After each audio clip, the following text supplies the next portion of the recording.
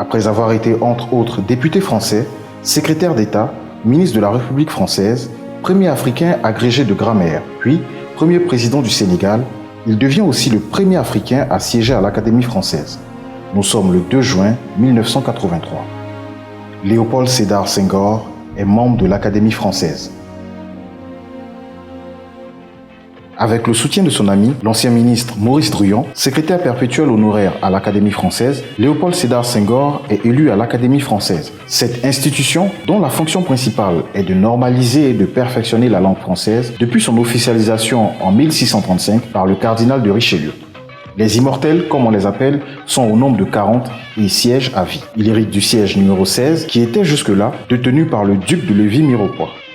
Après une brillante carrière politique en France et au Sénégal, Senghor démissionne de son poste du président de la République du Sénégal en 1980. Celui que l'on appelle le poète président, co-créateur de la revue contestataire L'Étudiant Noir en 1934 et du concept de négritude en compagnie du Martiniquais Aimé Césaire et du Guyanais Léon Gontran-Dumas, peut enfin se consacrer à ses premiers amours, la francophonie et la langue française.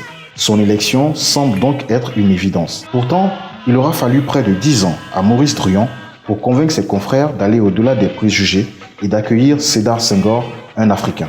Son élection fait donc grincer quelques dents, pas seulement du côté des académiciens ou encore des socialistes fraîchement installés au pouvoir depuis 1981, mais aussi des jeunes Sénégalais indignés que le poète ait demandé la nationalité française pour y accéder et qui voient en lui un toubab, un blanc peint en noir. C'est le jeudi 29 mars 1984 à 15h que, vêtu du traditionnel habit vert et de l'épée d'académicien, Léopold Sédar Senghor est reçu sous la coupole et est officiellement reconnu membre de l'Académie française. En présence du président de la République française, François Mitterrand, qui s'est déplacé pour l'occasion, son discours de réception, comme le veut la tradition, est l'éloge de son illustre prédécesseur, le duc de Lévis-Mirepoix. Léopold Sédar Senghor s'est éteint à l'âge de 95 ans en Normandie le 20 décembre 2001.